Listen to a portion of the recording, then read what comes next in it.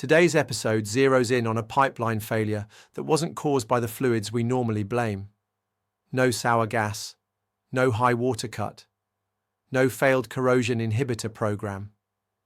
This one was different. We're going up north, into a region where, for over 2 decades, pipelines quietly carried produced oil and water without incident. The system worked. Corrosion rates were low. No mitigation was even needed.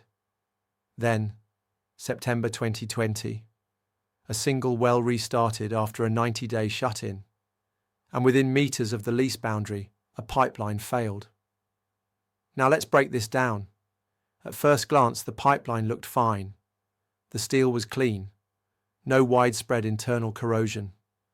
Just a localized patch of deep pitting along the 40% height mark, right where water films tend to settle. Field inspection told the real story.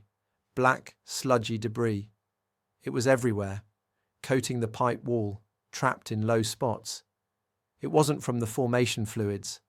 This was biomass, likely a product of original drilling operations, mobilized only under rare startup conditions.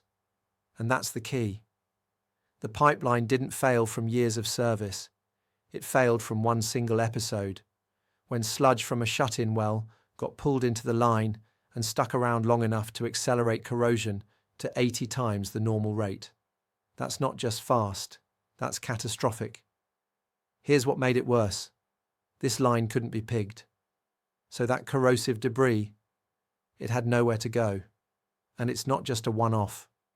The same pattern shows up across the region.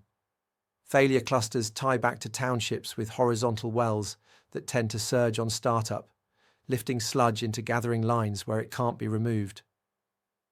That sludge turns benign water films into acidic pits of corrosion. Now here's the insight that matters most for field operations. Continuous corrosion inhibitors don't work against this. Because it's not about chemistry, it's about solids. Solids that were never meant to be there. Solids that only appear during startup surges from problem wells. So how do we stop this? First, pig after restart, especially after any shut-in longer than 30 days. Pig daily until you're confident there's no debris left in the system. No exceptions.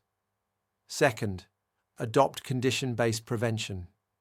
Use tools like TRIAGE or QIC Assess to map your high-risk townships and identify which wells are most likely to mobilize biomass. Build your pigging and monitoring plans around those wells, not just the pipelines. Third, for those parts of the network where pigging is impossible, change the water chemistry. Continuous MEG injection at field-specific rates alters the corrosivity of stagnant water. It prevents corrosion from ever initiating and can suppress activity at known corrosion sites. The Boyer case isn't just a one-line story. It's a wake-up call for how regional well behavior, not pipeline design, is often the root cause of internal corrosion. So next time you see a failure within meters of the wellhead, ask yourself, what got pulled into the line on restart?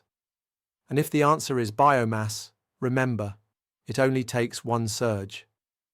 We'll catch you next time, where we dive into what happens when corrosion control needs a map and not just a bottle.